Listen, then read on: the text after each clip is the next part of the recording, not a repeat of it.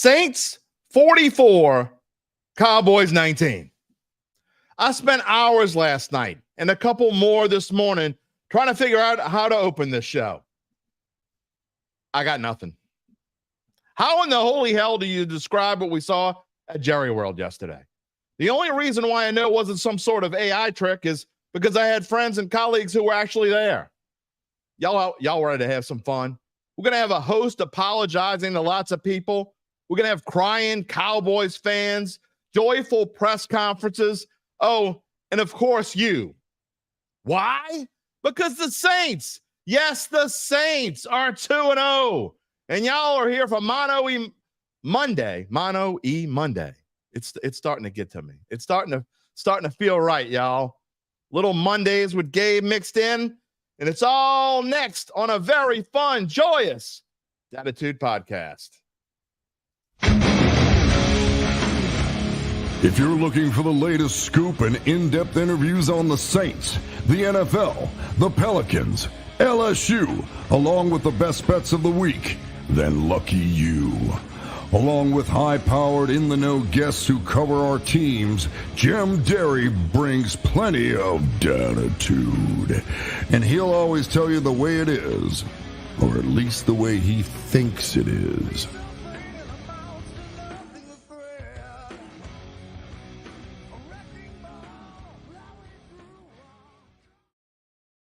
Where you at, New Orleans? And hello to my friends elsewhere, everywhere, out there who can't decide what they want to say more. Who dat or how about them Cowboys? First, I'll say this. This is Dattitude, episode number 279, presented by Evangeline Securities for a Monday, a glorious Monday, September the 16th, 2024. I am your oh-so-wrong host, Jim Derry. And whether you're watching on one of our NOLA.com social media channels or listening on demand of the podcast, as always, I thank you for being a part of the Dattitude family. I know there are going to be new members of the Dattitude family this morning because there are people, TikTok's been blowing up. I don't know what the hell's going on with TikTok, but it's been blowing up. People making fun of me, people making fun of Cowboys fans, me making fun of Cowboys fans. I was wrong. I didn't even come close to getting this one right, but really, who did? It's been a long time since I've been this happy to be that wrong. It might be like, I don't know, 19 years when I thought my ex-wife was going to take the big screen after we broke up. I mean, I don't know. Enough of all that. It's time for Mano E Monday. You can be a part of this show. You know how. We got plenty of people already in the chat. Regulars are here. A-Town. Good morning. Gabe's in the green room. Be on in a minute. Mondays with Gabe. Great win for the Saints. That is putting it mildly. Rocky, who dat? You're 3-3. You might have to adjust that 3-3, Rock. PM's who datting it up. You're 3-3, looking good. I think it's looking better than good. Uncle Big Nick, uh-oh. And I wore a cowboy blue and a white shirt. Absolute. I wore what was clean. This was the first thing I saw that was clean. Monday comes early, my buddy. Sean. Told you last week Saints will win. AK would go off. Got nothing for you, except you're right. Brian. I think because I may still be dreaming. What the hell? Who are these guys? I have no idea.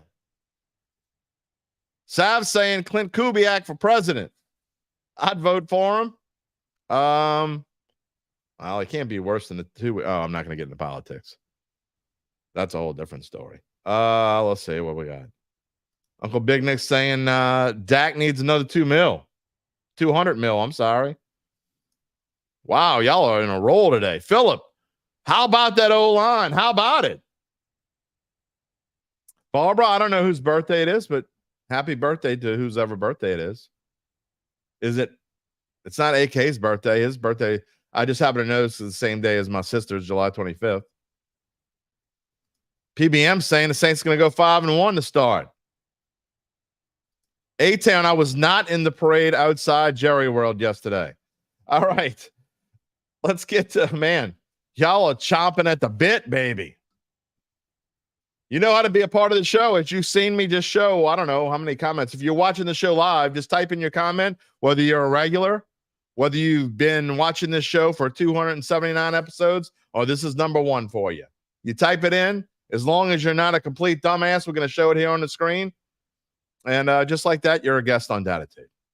And if you haven't already done so, if you're watching on Facebook or wherever you're watching, if you haven't subscribed to our ever-growing YouTube page, please do so. You'll have access not only to know when our shows are going live, by the way, every weekday, except for Tuesday at 11 a.m. Central Time. And you'll also have access to all of our shows and short takes, which are, man, people are loving the short takes. They're liking my instant reactions after the game, especially when I like to say I'm wrong. People love to hear me say I'm wrong.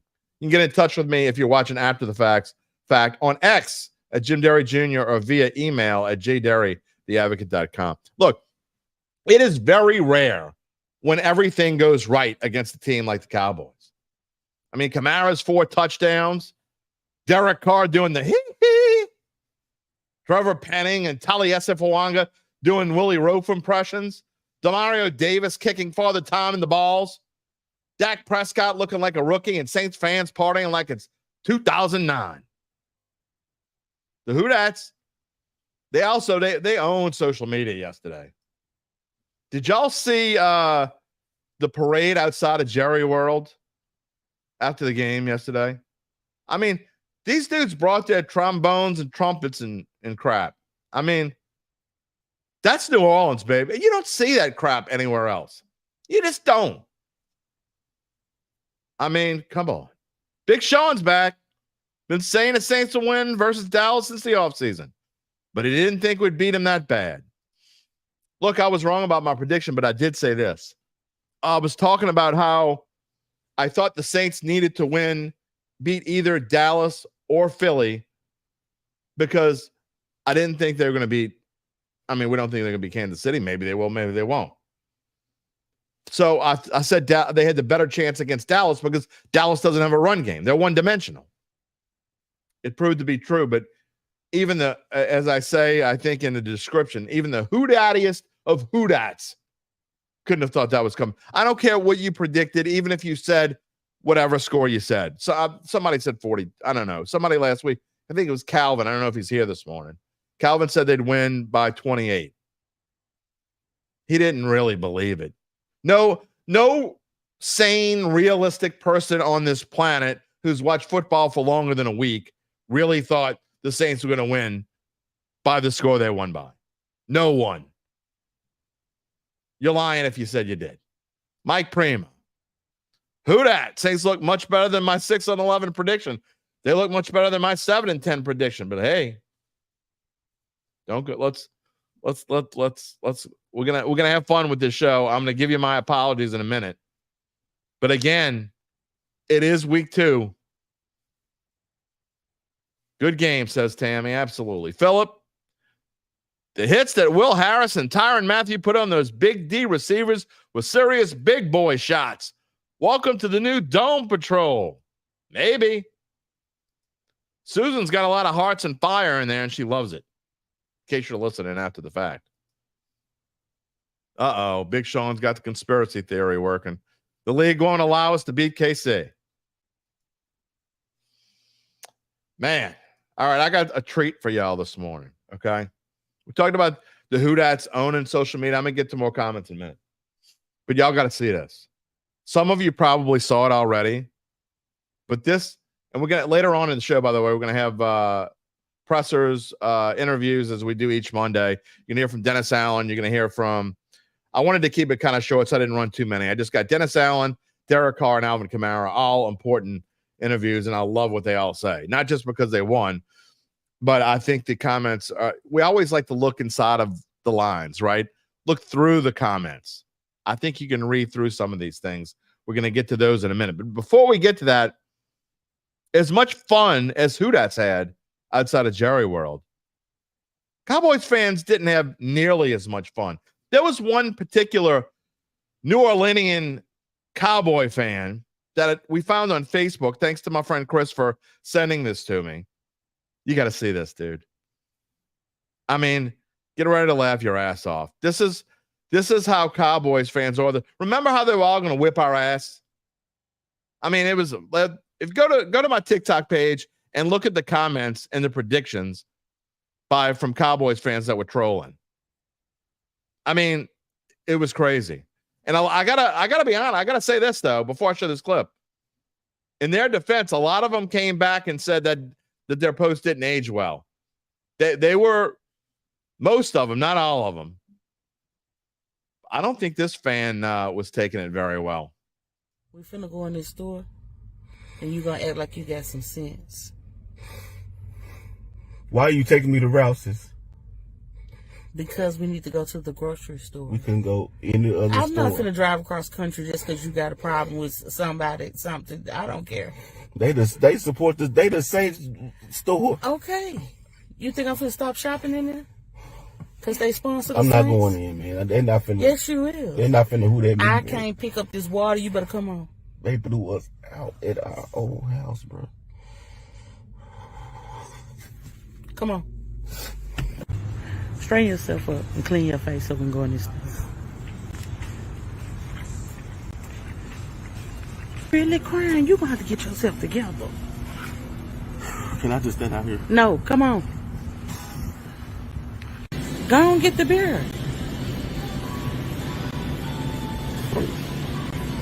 Hey. They're looking at me all crazy and stuff, man. Why she make me come in the store? Yeah, I look at you crazy Waiting too. till tomorrow. Get the cups. Them the only ones they got left in the store. Get the cups. You gonna be drinking out of Mason jar today. I'm not getting this shit. I told you. Oh my God. This just don't make no sense. Come on, bro. Come on. You already got us put out. I don't care. Boy, if you don't come on here, I'm not finna be here when them people get here. Come on. I don't care about no police being called. You cannot be in there arguing with them. Defense. You in there acting a nut. Looking at me because I said, how about them Cowboys? I don't care. How about them Cowboys? I laughed in ways that I haven't laughed in a long time. And I'm not just talking about that particular video. I mean, just go through I stay off of social media during games. I just do. I might go on and tweet something and get off because I don't want to read what's going on. I'll read it afterwards. So if you don't see me tweeting a lot during a game now, I'll tweet more when they're at home because I'm sitting up there in the press box and watching the game, and I'll give you some info when I'm there. But man, social media is priceless this morning and yesterday. David Bordelon, who dat, we dat. Tammy said she laughed so hard she was crying. Me too, sister. I was too. I mean, like Becky said, seriously? Timothy Bentley's laughing and it's got some who dats in there. Man. Brian's asking if there's any more about Taysom Hill's chest injury. Dennis Allen did talk a little bit about it. I don't think it's going to be enough to keep him out of there. But look, obviously he's important. And next week, you're talking about the Philadelphia Eagles. We'll get to that in a minute. But first, before we get to Gabe, before we get to Evangeline Securities, hey, apologies, baby. Mr. Penning, Mr. Fawanga, Mr. Landon Young, all y'all, I'm not going to play a clip. I don't need to play it. Y'all have seen it already. I said, Fawanga played, so my prediction, I think, was Cowboys by 7. I said if he didn't play, they'd get blown out. But he did play. I was still wrong. I'll predict the Cowboys to cover. I have nothing but apologies because this team is not – look, again, I said it last night in my little short take, my after-the-game clip. This team, you don't want to – I'll always say don't get ahead of yourselves. Don't overreact on Mondays. How can you not overreact with this? I mean, how can you not be that pumped up that this team could be that good? I mean, a 7-10 prediction, I have to change that now. I don't even know what to change it to. I still need another week. I know it's crazy, but I'm not saying I don't believe. I certainly believe it's a different team. We're going to get into all that in a little bit. Barbara, thanks for joining the show. All right. I'm going to have more apologies as we go along because we got a lot to talk about this morning. Again, Mondays with Gabe coming up in just a second. Before we get to Gabe, before we get to more of Mano E Monday, let me get to our story about our Who Dat friends at Evangel Securities. Now, look, you might be willing to sell your soul to the devil to make sure this Saints team is for real. That's between you and him. But if you're thinking about selling your family-run or privately owned business, then you need to get in touch with a couple of dudes way cooler than the devil. Nick Braden and Ron Hemelt at Evangel. They can figure out what your business is worth, and they'll maximize the value for your family-owned and privately held business. How do they do that, you ask? Well, let me tell you. They start by scheduling a complimentary valuation. We'll tell you the rest of the story later in the show, but just know that Nick and Ron both grew up in New Orleans. They came home from the financial world of New York City, to help their people, the ones they love. They have offices on Poydras Street and in Lafayette, and they are ready to get you set up. Super Bowl's in New Orleans, I'm just saying. More on this later in the show, but in the meantime, you can check them out at www.evangelinsecurities.com. Dylan Smith. Clint Kubiak for president. We got 2 votes for Clint Kubiak. That's hey. Who knows? Maybe he'll get more than maybe he'll get 85 million. You know, he'll be the shocker. I don't know. I don't want him to win because then he's not the OC anymore. Oh, wait, breaking news alert. Breaking news alert. Yep. Is that true? The Carolina Panthers have just fired Dave Canales and hired Clint Kubiak. Just kidding. All right. Let's get to Mondays with Gabe. We got plenty to talk about and not a whole lot of time to do it. What's up, Gabe Henderson? Your team's 2-0. Who Dats are 2-0. Maybe it'll be a Saints-Texans Super Bowl. Let's get ahead of ourselves on Overreaction Monday. There's no such thing as Overreaction Mondays, you said once our. That's what I said yesterday. Started that well, yeah. I just as someone who lives 5 hours west over here in the Lone Star State, let me just give a big thank you to the New Orleans Saints because as a Texans fan, I've had to put up with Cowboys fans and all of their gloating. I mean, let's be honest. The Cowboys haven't won more playoff games than the Texans in my lifetime, or since the Texans came into existence. I'd never known a Cowboys team to be super successful, but their fans, the way that they act, they let you hear it. So I just want to extend a thank you to the Saints for shutting them up at least for a week. We're glad we could help. I mean, it's a lot of fun. I mean, look, it's great when the Cowboys lose, but it's even better when they lose to the Saints. So there you go. What else you got for me this morning? So, as you know, as a Jim Harbaugh hater, one thing that he does, his iconic quote is, "Who's got it better than us?" Right? Right. So that got me thinking. And one thing that I want to do, I don't know if it'll be an every week thing. I don't know if it'll be an every month thing. I don't know. It'll depend on how miserable some fan bases are over the next few weeks. But one thing I wanted to do, who's got it worse than us? I want to start a new little game. We'll play this, as I said, every so often, just a work in progress.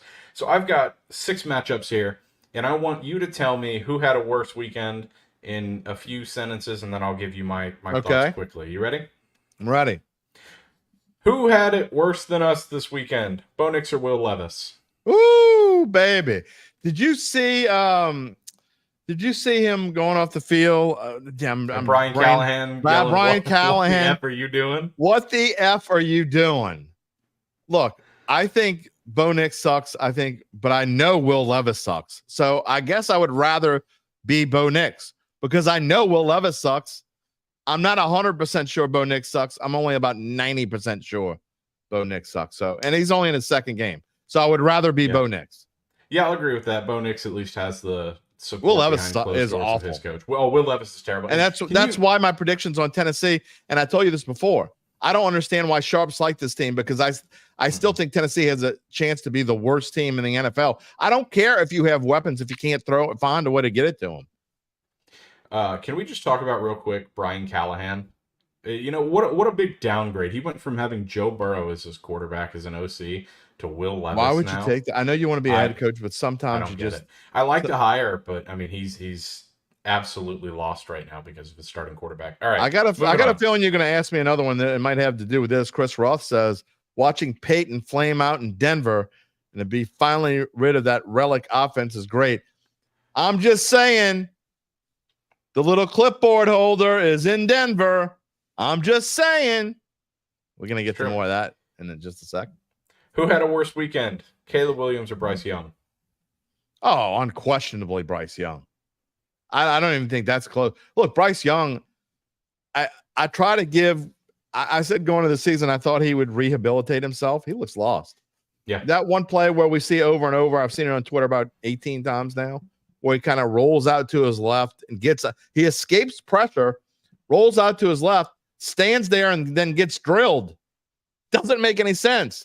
At least I feel like Caleb Williams, he's only in his second game. I've been saying – for months, he's overrated. He's going to be I made jokes last night. Who are the Bears going to draft the quarterback next year?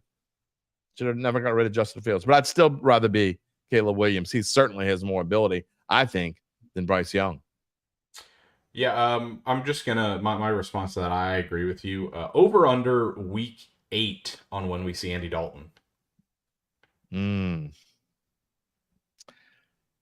I think that because you have an offensive coordinator, barring injury, right? Yeah, barring injury. Okay, barring injury doesn't count. I'm going to say past week 8, over.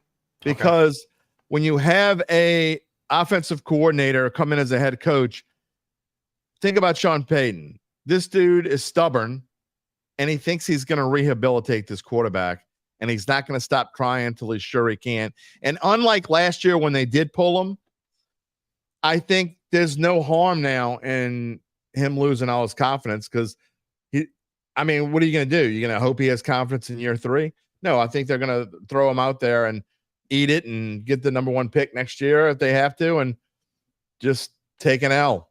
I think that's where they are. So I don't think they change unless he gets hurt.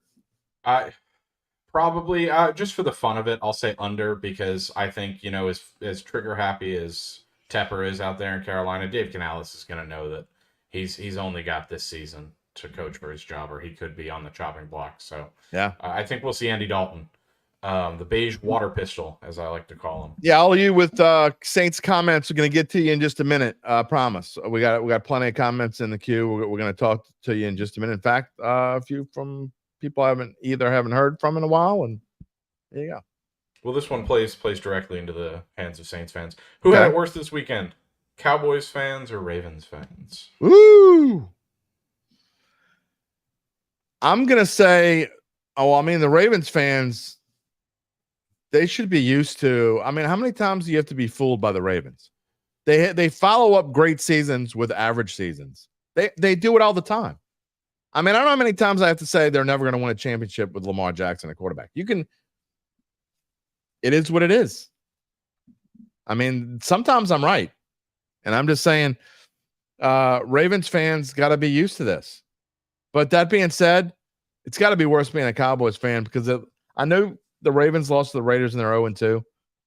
But Cowboys fans they don't know how to – they are the most sore losers on the planet. You got this dude we just showed crying. You got other dudes saying whatever. You got Skip Bayless going off and typing in all caps. Cowboys fans are miserable human beings. They just are. I think it's the same dog and pony show in Dallas with Mike McCarthy, Dak Prescott, who is now one of the highest paid quarterbacks in the league, just extended CeeDee Lamb, who just to say it for 1 second before I move on, they need to involve him more. He's been a non-factor essentially in 2 weeks, aside from that one touchdown. And it baffles me because they're trying to make this Ezekiel Elliott thing work. They're trying to run with him a lot. They don't have anyone else. No. They just don't have anybody else. It's not going to work. Throw the ball to CeeDee Lamb. Look, feed your number 1 receiver. Yeah, part of my assessment on why I thought the Saints could beat Dallas, and obviously I didn't pick it that way. I was wrong. I picked Dallas to win by 7. So there you go. I was wrong. But part of the reason why I said they could beat Dallas is because it was actually a fairly favorable matchup for the Saints, defense versus offense, because we know that the Cowboys are one-dimensional. It's going to keep them from winning anything important. It's why when people were getting hyped up about the game against the Browns, I'm like, I don't know. I mean, now look, they did beat the Browns. I'm not sure why the Browns weren't expecting Dallas to have the offense they had, but Dak didn't throw for a ton against the Browns. Just things kind of snowballed on them. This team, if they can't find a running game, why they didn't find a way to re-sign Tony Pollard, I'll have no idea. But look, they don't have anyone that can. They got like 3 number 2 running backs on their team, and they got Ezekiel Elliott, who should have retired 2 years ago. It is what it is.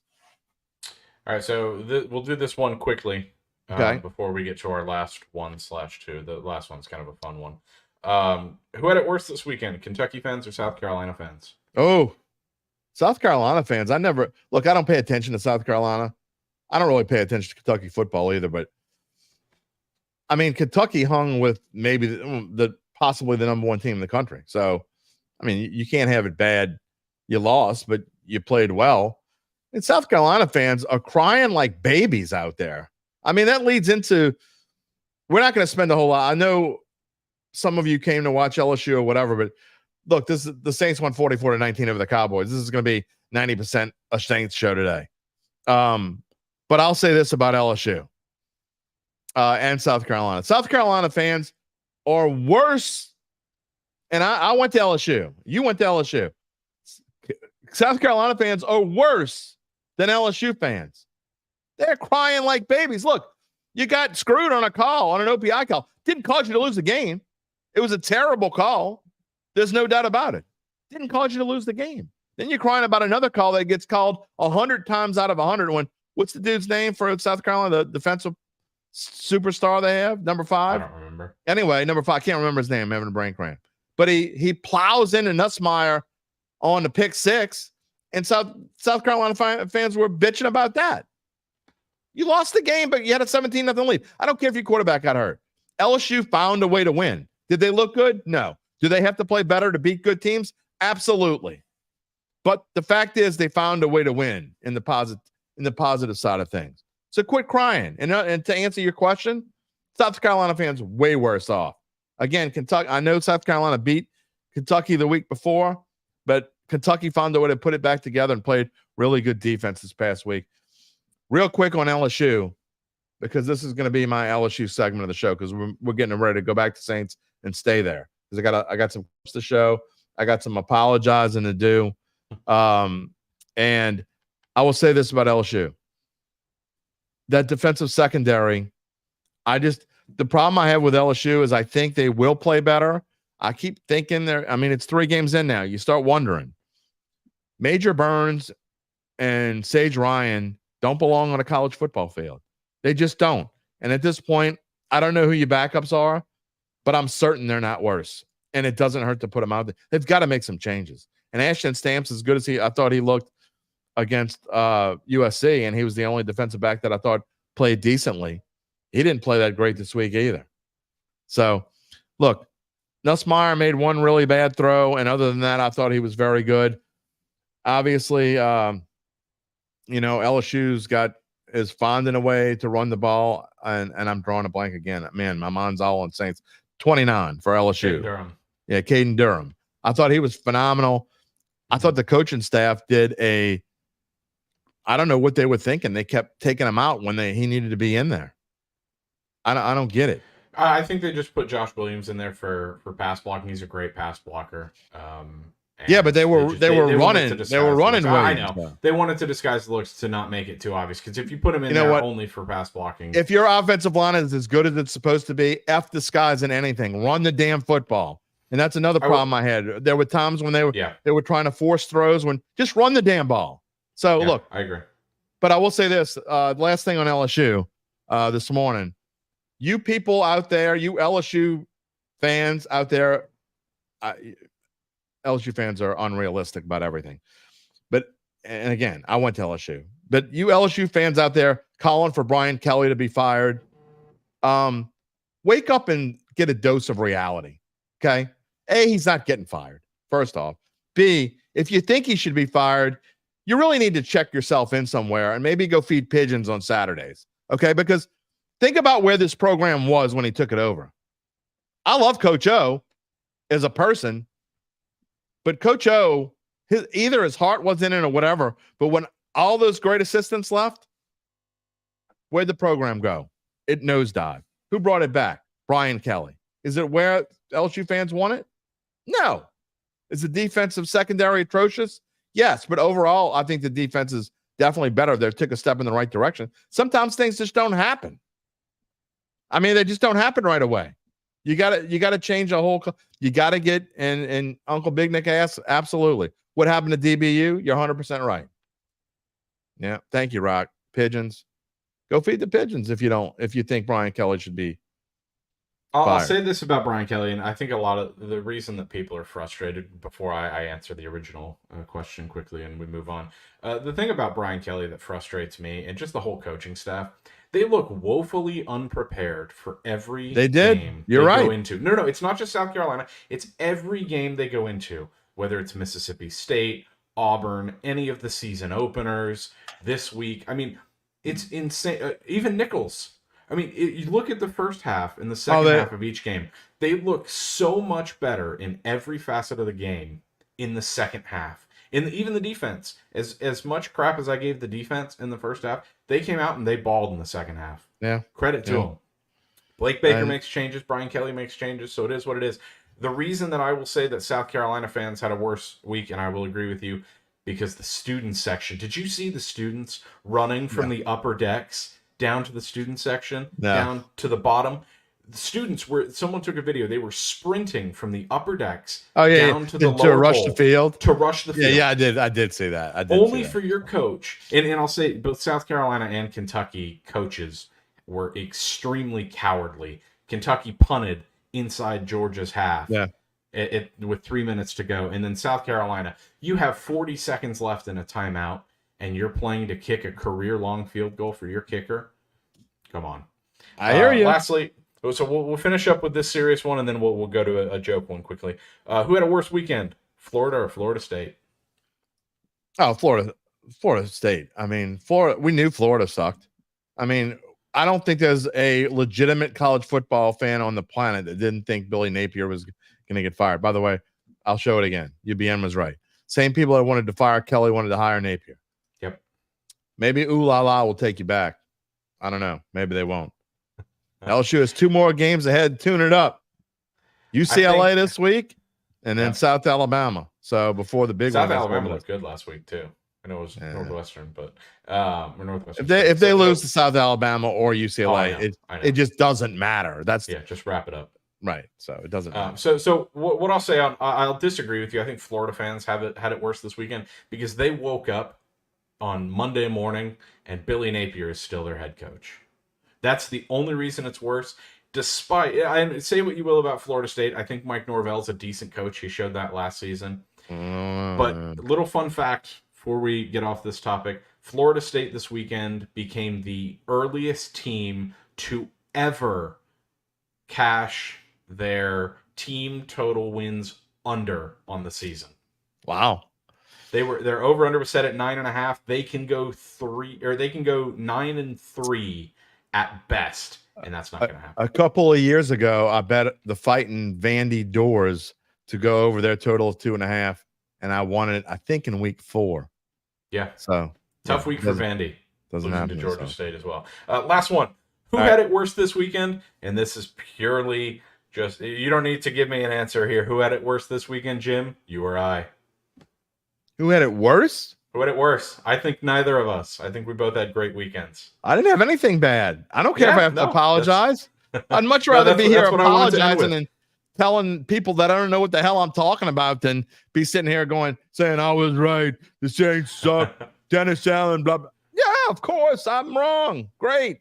Yeah, absolutely. Every one of our team won. Every one of our teams won this weekend. Great weekend for us.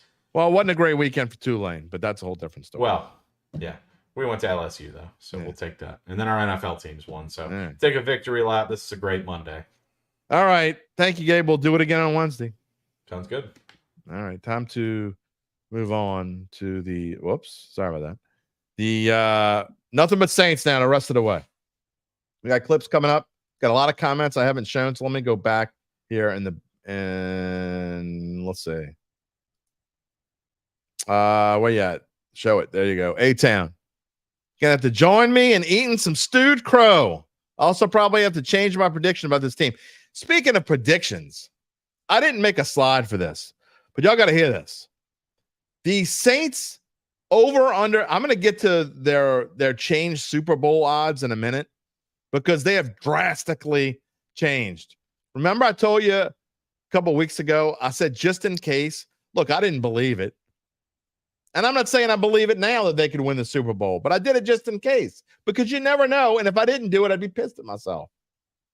I bet $19.20 to win $2,000 if they win the Super Bowl right before the season started, just in case. They were a little more than 100-1. You know what they are now? 35-1. The boat sailed. You can't bet it anymore, my friend. Well, I mean, you can. I can't tell you what to do. But here's the one that's crazy. Over under win total. We're talking about what we would change our predictions to.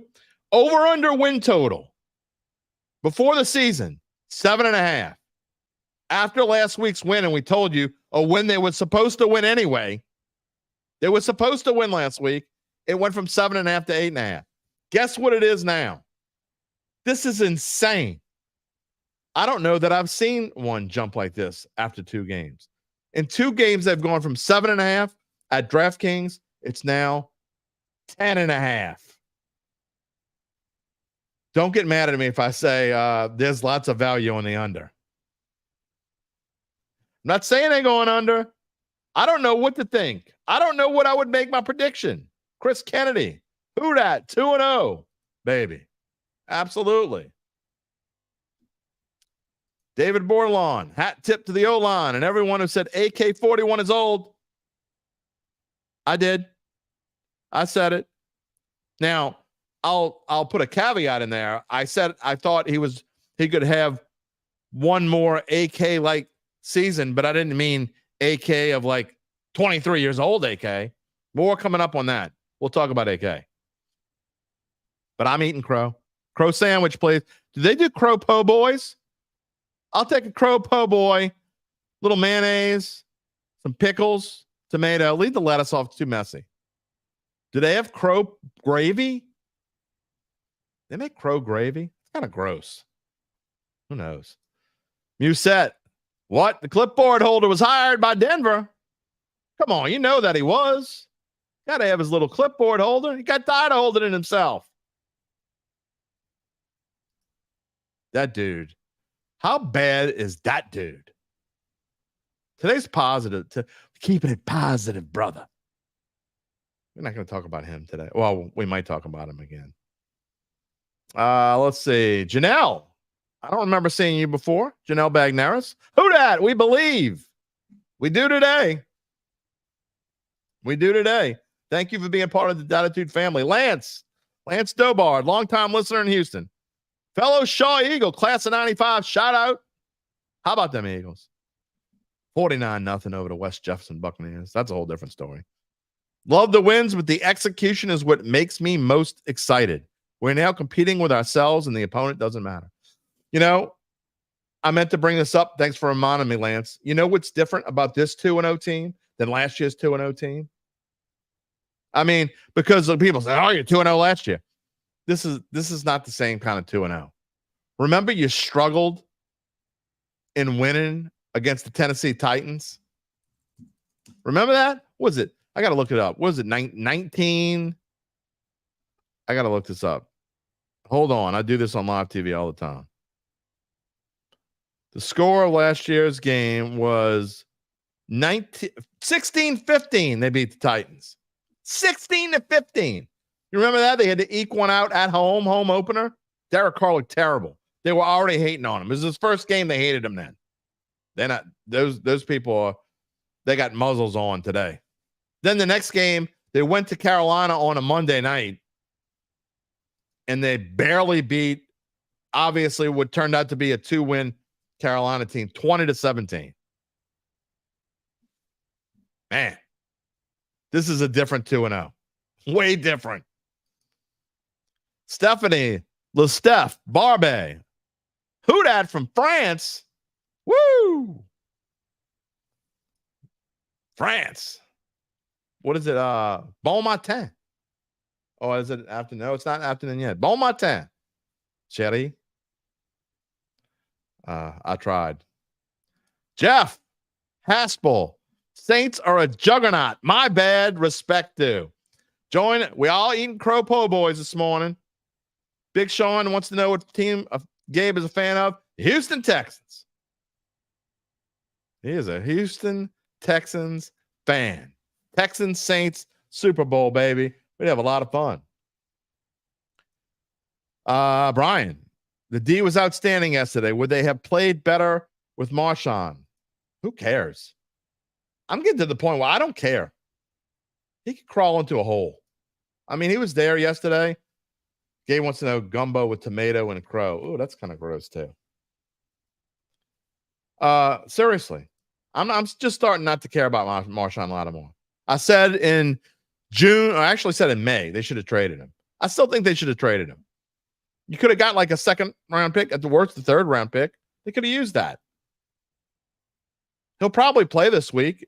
Word is on the street from my colleagues that he's going to play this week against the Eagles.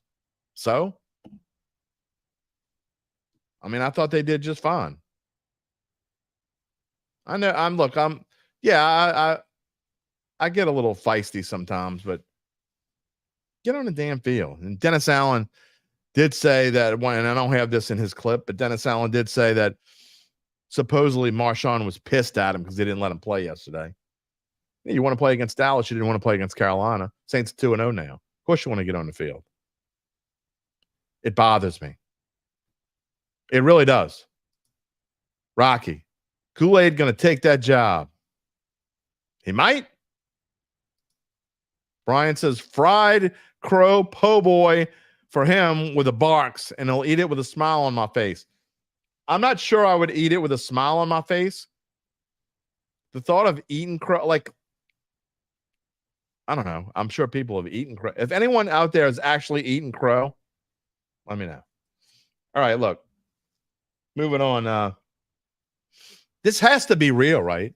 I mean, that's what is it real? You know, one of the slides that we did last week, the front page slides that we did, if you do it, and in fact, I think it was Friday, do it this week and we'll believe you. Do it this week and we'll believe you. Well, they did it. Why am I still, I'm not saying I don't believe, because I definitely believe they're a different team, better team, potentially a 10-win team. But I don't know, man. It's something. Maybe it's just the Derry Downer in me. I'm just having a hard time. I will say this. I feel completely different about DA as far as what I felt last January, because he had lost the locker room. He had lost a lot of people in that locker room, including some people that have completely somehow now done a 180 and completely bought in now. But there are a lot of people out there either being silent or pretending they never said anything bad about DA. I'm telling you right now what I said. And I'm telling you that DA is a different guy right now. I don't think he's that much different of a coach, except the experiences that he's gotten. But there are people out there, and I got receipts, but I don't need to show them. I'm not going to call you out. You know who you are. There are people either being silent or pretending they never said anything bad about him, and now they're saying, quote, I told you all he needed was an offensive coordinator. Horse hockey. You didn't say that. You said he needed to be fired. There are the people out there saying, Saints just need to suck and tank. Where are all those morons right now? Remember how we talked about, even if you think the Saints are going to be mediocre in the long run, and you hate Dennis Allen, you hate Derek Carr. I told you weeks and weeks and weeks and weeks ago, and last year, it doesn't make any sense to root against your team. Why? Because, first of all, you're full of shit. You're not really rooting against Saints. All the people that said they were going to root for the Saints to tank. You think they sat there yesterday again and with the dome? In Jerry World. You think they sat there watching the game saying, "Oh, please pick Derek Carr off. Oh crap, we win 35-10." No. They were cheering, and now they're on social media saying, "I told you, all he needed was an offensive coordinator." Get the hell out of here. Noel Paz, welcome to being part of the Dattitude family. He says, quote, "I want to come here and apologize to Carr for saying that he was washed up. Good for you. I know it's just the second game, but dude playing some smart football." And then he was right on the money. OL was hands down, and the defense, whoo dat for life, baby. Jeff agrees with me on DA. Look, I'm not saying, I've said before the season, I have said this about DA. People say he's the worst coach in the NFL. I said, not only is he not the worst coach in the NFL, but he's probably the best coach in his division. You could go back, look it up. Now, that's not saying a lot because I don't think there are any great coaches in the NFC South. I just don't think there are. But there's no way you could say he's the worst coach in the NFL. You couldn't say it. You certainly can't say it now. And you couldn't say it you couldn't say it at the end of last year when I was super pissed at him. I wouldn't have said he was the worst coach in the NFL. He pissed me off. I don't know. Musette's knowing why I feel the way I feel because doesn't think Dallas is as good as people were saying. But they're still playing. Look, it's true. Dallas probably isn't as good, again, because they're one-dimensional. Doesn't take anything away when you beat a team that's probably going to be, are they a playoff team? 50-50. Maybe a little better than 50-50. The Saints, won one game against playoff game teams last year? They've won one already this year, at least against the team that was in the playoffs last year. Rocky is 100% right. Derek Carr was never the problem. Play calling and offensive staff were. Got rid of you-know-who. What a change. What a change. I want to play this clip from Dennis Allen because, we're 47-minute mark already. I haven't even played the clips.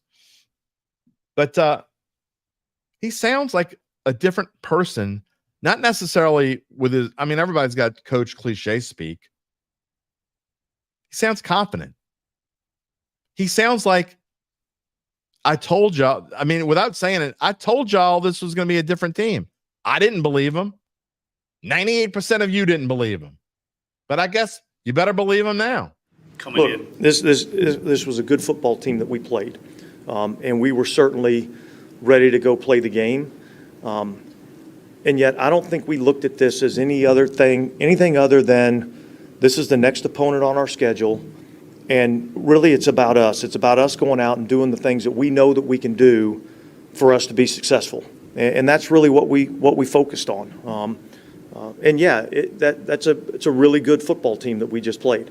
So, hopefully our team will gain some confidence with that. Being detailed with the plan and exactly what we're trying to get accomplished, why we're trying to do things a certain way, and holding guys accountable to doing it that way. And I think when our guys see that they have success with that, then they begin to believe in the message and believe in the system and believe in the things that we're teaching. And then you get that cohesion that you really need to be effective as a team. And so, I think our guys know that if we play the way we're capable of playing and do the things that we know that we have to do for us to be successful, I think they believe that gives them a great chance to win. I think he's been freed up a little bit in terms of not having to control every single thing on the line of scrimmage. He's able to really go out there and play. And I think, quarterbacks tend to play better when you're able to run the football effectively. And our offensive line has done a good job of protecting him. And I think that's always been the case, is I feel like when Derek is able to, be protected, then he's pretty good at throwing the football. I mean, we've said that for how long now? Derek Carr, when he gets protection, nobody wants to believe that because I just don't get the whole.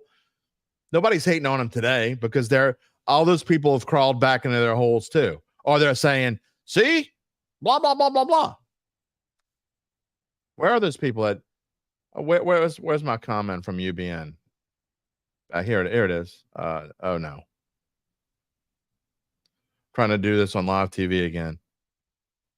I can't find it. If you can find it, UBN had a quote about where are all the Spencer Rattler fans. Remember all those people were saying Spencer Rattler should be the quarterback over Derek Carr? Where you at? Where you at, homie? I haven't heard a peep about Spencer Rattler. They didn't even get pissed when Jake Haener was named the number 2 quarterback. They disappeared. Poof. Into the wind. There it is. When's the last time someone mentioned Rattler to me? Even my numbnut son hasn't said a word about Spencer Rattler in, I don't know, at least 10 days. Lance, credit DA for pulling this team to Cali to strengthen their bond after the last year's drama. Now, they had to go to Cali. Let's just be transparent about it. They had to go somewhere else. They couldn't practice at home because the Saints facilities were being renovated. That coupled with a hard training camp has them ready for adversity when it comes. That's the next test. You talk about a hard camp, and Derek Carr talked about it. I don't remember whether I made this part of the clip or not, so excuse me if I didn't. But he spent a big chunk of his press conference yesterday talking about how training camp was so hard that it set him up for this. There were times when they were coming at him and the defense was doing their thing, and then he was having to fit things through a tight window. I don't think that's part of this clip. I think this is part of just yesterday and having fun, if I remember correctly. You'd think I'd remember something I put together 3 hours ago, but I don't. So let's just hear from him and see exactly what he said, and I'll come back and comment on the other side. It is 2 minutes long. It's not supposed to look this easy, the way you're all moving offensively, especially early in the year. See around the league, scoring's down. Yeah. What do you think? What's going on? You know, I don't have the answers for everything. I don't know why scoring is one way or why this or that. All I know is that we believe in one another, and we had a really hard off season. We had a really hard training camp. You could ask anybody in there. It was the workouts, the practices. It was tough. It was really hard, but it led for moments like this. And so, there were probably days where we were pissed at DA or something like that. For gosh, pads again. This, like all football players gripe about. But I guarantee you now, every single man in that locker room is thankful for those hard days, for the way that we've started this year. But again, we're thankful for the start. Get off to a fast start, but as we all know, like next week's a whole different test. So I've been comfortable in everything that I've ever done. There's some things that I prefer to do than others, and in this offense, it allows me to do a lot of the things that I like to do. I'll say it that way. There's a lot of without getting too into it, I don't want anyone knowing what I like and what I don't like. But there's a lot of things in this offense that the way Clint does things and the way he sets me up for success, puts me in positions for success. It allows me to, do a lot of things that I enjoy doing as a quarterback. And so, today we had there was a protection thing. Usually, we don't. I was able to do a protection thing, and so I'm still able to be myself, but within this system. And so it's been a really cool marriage of that. And me and Clint just getting to know each other. That we're only 2 games in, and so we're still learning each other. There's questions last night. I was like, you want this one on this hash, or what are you thinking? If you call this, do you want me to? There's still those questions. We're still learning each other and getting better, but he's still putting me and our guys in position to be comfortable and be successful. Just think about all the things that we've yet to see. I mean, we talk about a 6-part install. They probably haven't even installed the whole thing. It's just like what Derek Carr just said. I'm not trying to harp on this, but this is why when you get overhyped about something in a preseason and you hate somebody and you just hate them for no unknown reason. And I'm talking about as a football player. I'm sure you don't hate anybody as a person. So when you're throwing out all these things, and I've been apologizing for stuff, and I got more apologies to come, and I'm eating crow po' boy for lunch. But one thing I'm not going to apologize for is being right about Derek Carr. Again, it's only 2 games in. He might suck it up again and throw 3 picks against Philly, and then the haters will be back. But when you're talking about being just saying asinine things like Spencer Rattler should be the quarterback, and by week 4, if he's not starting, he's the number 3 quarterback for a reason. Think about where Spencer Rattler was drafted, okay? You can say whatever you want. I mean, I'll repeat myself from a few weeks ago. The Saints aren't smarter than a 5th grader, okay? There's a reason why he lasted to the 5th round. Meanwhile, the number 1 overall pick from last year's draft and the number 1 overall pick from this year's draft, both are stinking up the joint, okay? Bryce Young is probably not going to be an NFL quarterback much longer. Caleb Williams looked lost again last night. It's only a 2nd game. But for all you people out there who were throwing around the Spencer Rattler crap, I'm not chastising you. I know you want fun. I know you want what you saw the last 2 weeks. That's what you want. I get it. But you weren't even giving them chances. Give these people some chances. I was wrong too. If you had told me they were 2-0 right now, I might have said, okay, it's possible, because I did say that. Again, I said I thought they would beat the Panthers. And even though I thought they would lose against the Cowboys, I thought it was possible they would beat the Cowboys. I said they really kind of needed to go 3-3. They have an excellent chance to go 3-3 now, or better. But there isn't a realistic person on the planet, I'll say it again, who thought they would win like this. You know who believed? They did. They obviously believed throughout camp. I thought it was just, I thought they really believed. I said that. I thought they really believed. But getting the doubters of, and there are still doubters out there. I mean, I'm not certain that this is really the team that I don't know. It's hard after 2 games that they're this damn good. I mean, you think about the stat that was thrown out. The last time the Saints scored 91 points in 2 games, the first 2 games of the year, 2009. We all know what happened then. It's the only time it's ever happened. And the Saints, think about it. In their 2 first halves this year, they've scored 65 points. That's absurd. You get 5 possessions against the Cowboys. You get first 6 possessions of the game, you score 6 touchdowns. That's unheard of against anybody, especially a good team. It's hard not to believe. I'm trying to press that Derry Downer part of me that's saying, don't buy it, because I was the one that said it last week. Don't jump on the hype train just yet. How can you not? You know what? And then I hear things like from Alvin Kamara, because what the Saints have done the first 2 games, and now you think about it, they've scored at least 44 points 3 games in a row, going back to the Atlanta game last year. That's never happened. It doesn't happen. Can't say it's never happened. Actually, I think it was the 2009 Saints that did score 40 or more 3 times in a row. I don't know if they scored 44 or more. I'll have to look. But I know they scored 40 or more 3 times in a row once. Uncle Big Nick's going to bring out Derry Downer on Thursday. No, you're not. Do I jump on? They beat Philly, and they're 3-0 with this schedule. I mean, right now, I'm kind of like looking at the train coming, and I can't decide if I want to jump on or not.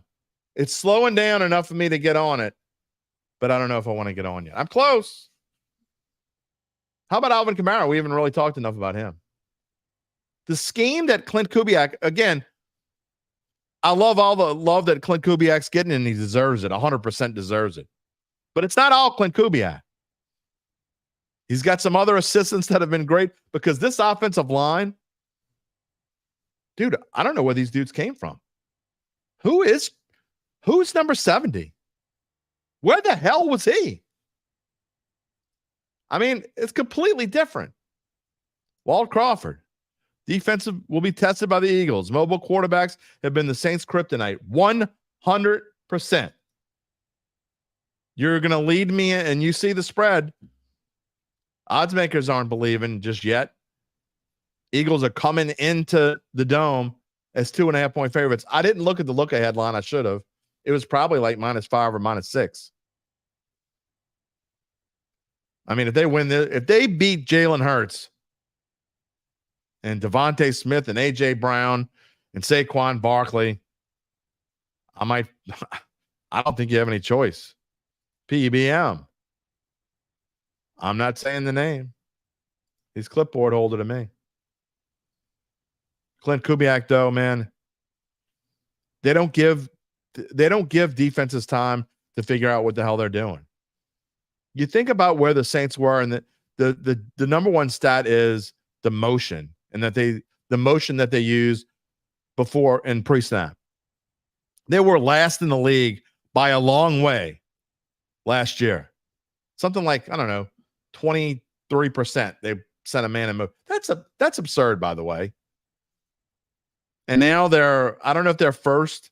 I mean, it's only 2 games. I have not looked. There was something like 73% last week, and I know it was close to that again this week. You just don't know where they're going.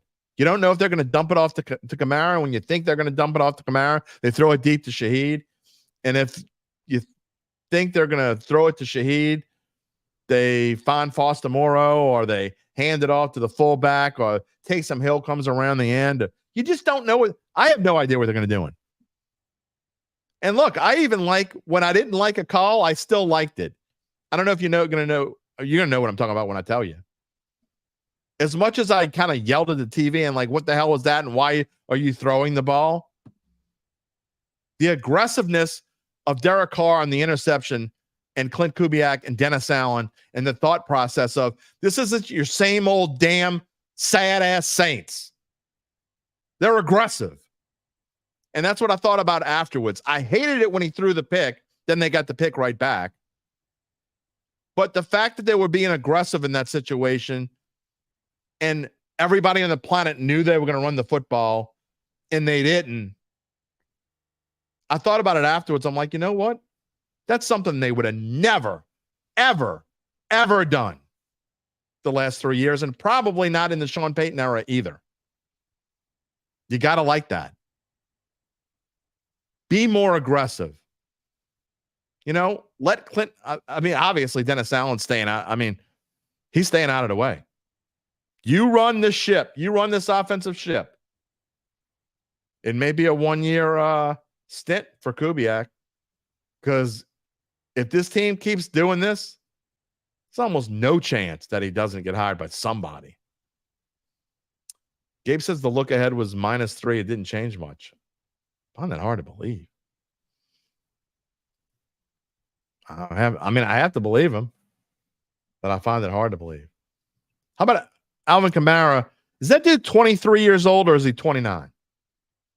How about him? I don't know what it is about Mike Zimmer's defense, but he loves him some Mike Zimmer. He needs to send Mike Zimmer a Christmas card. 2 games against Mike Zimmer. Remember 2020 Christmas Day when Mike Zimmer was coaching the Vikings? Yeah, you remember. 2 games now against Mike Zimmer. 10, count them, 10 touchdowns. Is it turned back the clock for this dude? I don't know. I know this, and you can go back through time with Alvin Kamara. When Alvin Kamara is happy, he's unstoppable. And there's no question he's happy right now. 1:34 in the clip. When we're clicking like that, I mean, it's usually it's been a lot of complimentary football around here. Guys playing big time football, offensively, defensively, special teams wise. Just speaking for the offense, you know, when you're able to go out there and execute, limit the self-inflicted wounds, have explosive plays, like, man, it's like the sky's the limit. So it feels good right now. Obviously, I know y'all know me. I'm not too into the hype, so it's a win, but we gotta keep moving. Alvin, you know this city of New Orleans well. Mm-hmm. After what the city went through this week with the hurricane and all of that, do you get a feel for what this win means and will mean for the people in New Orleans this week? Oh yeah, man. I think, it's tough anytime you hear the word storm in New Orleans, right? So, I mean, that's just that word, I think, just sends kind of a shock throughout the city, anticipating and then going through it. So I know a lot of people kind of lost some stuff this week. Definitely feeling for them and prayers for them. But on the flip side, I know a lot of people that went through that storm and said they were still on the way to Dallas, so the support from the city is amazing. Like these people, they put their blood, sweat, and tears into this as much as we do. So it's definitely refreshing and just it's real dope to see, who that nation's still in support out here, no matter what's going on, back at home. So definitely shout out to them. Gabe asked a great question. He wonders if the entire Saints offensive got randomly selected for a drug test today. Good question. Big Sean says Clint's going to be the Cowgirls or Falcons head coach next year. Nah, Falcons aren't firing Raheem Morris after 1 year. They let Arthur Smith's dumbass coach there for 3 years at 7-10. Get blown out. It took him to get blown out 48-10 by the Saints. They ain't firing him. Now, Cowgirls, on the other hand, McCarthy, look, they're 1-1. They got a long way to go. I still think they're going to win 10 games. But that being said, actually, I predicted 9 wins for the Cowboys, so I'll stick with it. That being said, if they don't make the playoffs, or if they make the playoffs and do what they usually do in the playoffs, they will be looking for another coach. And I can tell you right now, Jerry Jones will put this one in his memory bank. So, yes, it's possible. All right, we got about 5, 6, maybe 7 minutes left in the show. It's been a fun Mano E Monday, by the way. So before we get to our final 5 minutes, I also want to do we didn't do this last week, but I want to start doing this prediction for Monday Night Football. We told you earlier we would let you know more about how Evangeline Securities can help you figure out what your family or privately owned, family run, I should say, or privately owned business might be worth and whether it's time to sell. Nick Braden's on the magic carpet. He was texting me last night. He's high flying, beating up on them Cowboys. He told me last night, if anyone wants to meet with him, they can just hop on that carpet. They'll talk business up there in Cloud 9. Oh, yeah, I forgot about this. You do this and a little thumbs up. If you just listen to the podcast, you know what the hell I'm talking about. Apparently now when I do a thumbs up, now it's not going to do it. When you do a thumbs up on a Mac, it puts a thumbs up on the screen. Anyway, so thumbs up for Evangeline Securities. Nick will get you set up with a complimentary valuation of your company. And if you decide to proceed, he and his partner, Ron Hemelt, and the folks at Evangeline, they'll begin an extensive auction process among established private equity funds, you know it, from around the world. And they'll maximize the return process for the founder and his or her family. Just think. By the time the Saints, no. Super Bowl, no. Where's it being played this year? In the Dome? No. I didn't just say that out loud, did I? All right, maybe it's still a dream. Nick and Ron can make your own dream become a reality. Evangeline Securities is the top producer on their platform. Very few like them in this area. None with their dedication and success. They're not scared to say Super Bowl. Well, maybe they are. You have to ask them. They are fully licensed and ready to serve you, so get in touch with Nick and Ron about what's really important. The rest of your life. You can find them at www.evangelinesecurities.com. Got some comments here. All right. Noel, you got a long one here, brother. I'll read some of it. We're all not perfect, and I'm not going to lie. I said Rattlers. Good for you, Noel. Come out. Crow sandwich, baby. Crow sandwiches for everybody. Just like I said, who that's? We want loyal fans since 86. Never put a paper bag on his head. Who dat for life? Hey, man. Again, I get why you thought that and why you wanted that. You can't have overreaction Monday before the season even starts. John Pace, thank you for being part of the Dattitude family. Who dat? This is one of the best offensive game plans I've ever seen. Did we ever see the same play I don't know that we did, honestly. He says, I'm sure we did at some point, but Clint called a masterful game. I mean, look, that's the thing. With an offensive like this, you just don't know what's coming. You just don't. That's what makes a team dangerous, because one of the things, and I didn't get to this with the offensive scheme, and as much as I praised Penning, and look, Fawanga was outstanding, and go back and watch Eric McCoy. He was grilling people. I thought Eric McCoy was the best lineman. I mean, I thought he was the best lineman on the field all the time, but I definitely think he's the best lineman right now. And the rookie left tackle is doing pretty damn good for a rookie. Rocky wants to know if Shaheed is wide receiver 1. Absolutely not. I love Rashid Shaheed, but he's not better than Chris Olave. But real quick, did you notice how many times they doubled up on the edges with? Sometimes they did it with 2 tight ends with Johnson and Moreau, and sometimes they did it with Moreau and Adam Prentice. I thought, look, they didn't even let Penning be on the end by himself half the time. I still thought he did a decent job. Rashard Lawrence was a non-factor. Their entire line was a non-factor. I would have never believed that was. I think Derek Carr was pressured like 3 times all day. Look, Trayvon Diggs was talking all that smack all week. Saints who? Yeah, who dat, baby? That's who. You're right, Brian. Olave had that great catch there that put the ball at the 1-yard line so Carr could run one in. That doesn't happen very often. Noel, did you see Ruiz keeping up with AK on the touchdown? It's funny how fire in the belly can do a lot of things for people. They say it can help you lift cars sometimes. Ruiz running down the field with AK.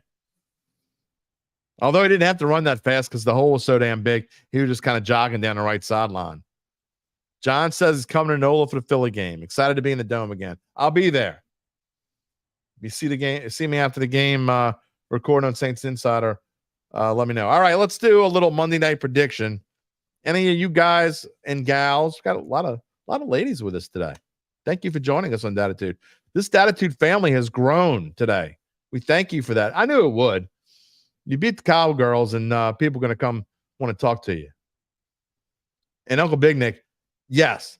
Did you see? This is no joke. Before I get to the prediction, if you haven't seen this, go find this on X. I literally saw this probably like 2 minutes before I came in the air when I was looking for some last minute things that I might have forgot. There was a referee on the 99-yard touchdown in the Vikings-Niners game that, and I hate when my kids say literally, but I'm going to say it literally here because it's worth it, that literally ran down the field with Justin Jefferson as he was streaking down the field and had to actually kind of get out of his way, went around him, and still stayed with him. You got to go find it, man. I'm telling you. Go on X and find it. Absolutely worth looking for. Bill, absolutely right. Them ladies know football too, Shea. 100% right. Big Sean's rooting for the Eagles to beat the Falcons. You know, you really, dare I say, if you want to get greedy, you kind of have mixed emotions, right? Because if you want to be, the greedy side of you would actually say, go Falcons, because the Eagles are 1-0. The Falcons are 0-1. The Saints have a 2-game lead, well, a 1.5 game lead on the Falcons. I mean, it would be fun having a 2-game lead on the Falcons. But at the same time, you might be fighting for home field later. I guess you could take care of your own business if you beat the Eagles. Here's my prediction. Forget about what we want. I always tell you the way that I think it is, right? We know that the way that I think it is isn't always right. Sometimes it's right, and nobody hears it. Chirp, chirp, chirp, chirp. But a lot of times I ain't right. I don't know what I want to happen tonight. So here we go. I think the Falcons actually keep it close. I know Kirk Cousins is terrible in prime time, and I get that. And it's at Philadelphia, but I think coming off the stinker that they had last week, I think they're going to put together a decent game. I think it is. I don't know if I would actually bet money on the under or not, but I actually think it's a little bit lower scoring. But I think the Falcons cover and lose. I'm going to say, I don't remember what I put in my predictions column, which were better this week, but still not great. We're working on it. We're getting there. It was way better this week. Picks were way better this week than they were last week. Went 3-2 on my best bets. I'm going to say 26-22. No, let's say 24-22. Then we're right on the number. That'll tell you not to bet on the over-under. So I'm going to say Eagles win, but they don't cover. How's that? Maybe everybody's happy then. I don't know. Big Sean, yeah. Control our own destiny. 100%. Brian. That was awesome. He was so talking about the official keeping up with JJ. Last chance to make any comments. Got about a minute left in the show. Noel says, agreed with me. Defense comes out, keeps it close. Chris Kennedy says tonight, 21-10 Eagles. All right. You're in the books. Rocky says 28-24 Eagles, which means Falcons cover. Last chance to make a prediction before we say bye-bye. Closing thought here. UBN says 27-20 Eagles. Greg Davis, he's very grateful. Stay together. I never even talked about that. Did y'all see the parade outside of Jerry World yesterday? Oh, maybe I did talk about it. I don't remember. Awesome, man. Awesome. Loved it. That was the best part of the whole weekend, I think, was seeing the Cowgirls fans get crying and all. That's funny. But seeing a second line outside of the stadium's even better. Brian, trade Lattimore. Ain't going to happen. I don't think. Not as long as they're good. They're going to be bad. They might. There's no way they're going to trade him, man. They're going to be looking. Gabe's about to leave. We'll see you on Wednesday, Gabe. Big Sean. It will be close. Rocky says people bitching about it being disrespectful. Why was it disrespectful? Why would they say it's disrespectful? Why was it disrespectful to have a parade? I don't get that at all. Doesn't make any sense. They're having fun. What are they supposed to do? Walk out of the stadium and be quiet? What would Cowboys fans were talking all kinds of smack? I promise you. Quote unquote disrespecting Saints fans. Piss off. Luke wants to know if I think Mike Thomas ends up anywhere. On his couch watching football. Nobody signed him yet for a reason. Certainly don't want him to come back here. Walt Crawford. Falcons are going to fail. It's what they do. I don't know, man. Long season ahead of us. If the Saints, wouldn't it be some stuff if the Saints win against the Eagles? The Falcons, guess who they play after they play the Eagles tonight? They play the Kansas City Chiefs on Sunday Night Football. Have fun with that. It is absolutely possible. I would have never thought it was possible if you gave it 100 opportunities. But now I'd say it's 4-1 that it's possible that the Saints go into Atlanta at 3-0 and Atlanta be 0-3. Has there ever been a knockout punch in September? It's a possibility, man. Can you imagine a show we'll have if the Saints go into Atlanta at 3-0, Atlanta's 0-3, and the Saints win? You think this show was fun? This show ain't a dog turd compared to what that show's going to be like. 28-3 Philly, Lance says. UBN's right. Everything's so disrespectful. Disrespectful. Piss off. We're having fun. All right. Got to wrap it up. 120 is my absolute limit. That's where we are. Look, it was a fun show. I knew y'all would be a part of it. I knew you'd be here on Mano E Monday. Look, we do this every Monday. If you're new, every Monday, it's me, it's Gabe for a little while, and it's you. That's what Mondays are about. Have no guests on Mondays.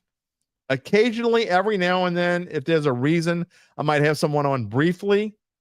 If I need to explain something, or if there's a reason, I'm not saying we'll never have a guest on Monday, but even if I do have a guest, it will be 80 to 90% me and you.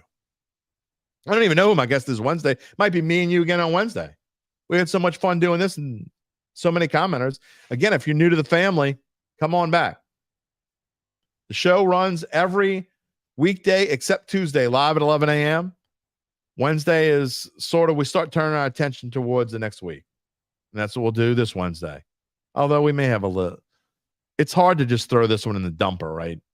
We'll probably talk about this one a little bit. Thursday is our betting show. It's our best bets. We had a much better week this week. Gabe gives his best bets, and then Tom Casale of bet.nola.com, Uncle Big Nick comes on, and myself, we have a little quote-unquote competition. And we make our best bets. Could be NFL, could be college. I'm pretty much all NFL with my picks.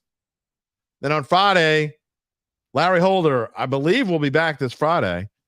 He had something going on, so Doug Mouton filled in for him last week. So that's what our weeks are like here on Dattitude. And again, all the shows, there are going to be rare instances when I have to tape an interview, but even then, the show's live. Okay, I'll do the show live. I'll come on. I'll set up the interview. You can talk to me before I get to the interview, and then afterwards you can talk to me. But again, most of them are live, even when I do interviews. So there you go. That's what we do. That is going to wrap it up for us on this Monday. Thanks to Gabe Henderson and all of my friends out there in Dattitude land. Gabe Henderson's Houston Texans also 2-0. Our teams are 4-0. LSU's back on the winning train. Tulane's going to be just fine. We hope you can join us next Wednesday when we'll welcome in someone, I think, or maybe not. Who knows? Might be Mano E Wednesday. Who knows? Reminder to subscribe to our Dattitude YouTube page. Click the little bell to receive notifications when we go on the air live. You can also find us on wherever you get your podcast after the fact, including on Apple, Spotify, many more. And you can also find a replay of the show, as always, on NOLA.com/sports. Check out all of Gabe's stuffs at bet.nola.com, as well as my weekly NFL picks on Wednesday mornings and the Saints Trends column that I do every Friday. Also, don't forget about our Saints Insiders, our friends over at NOLA.com/Saints. Can't wait to do it again, and we will do it again on Wednesday. We'll see you then. Take it easy, my friends. If you're looking for the latest scoop and in-depth interviews on the Saints, the NFL, the Pelicans, LSU, along with the best bets of the week, then lucky you. Along with high-powered, in-the-know guests who cover our teams, Jim Derry brings plenty of Dattitude. And he'll always tell you the way it is, or at least the way he thinks it is.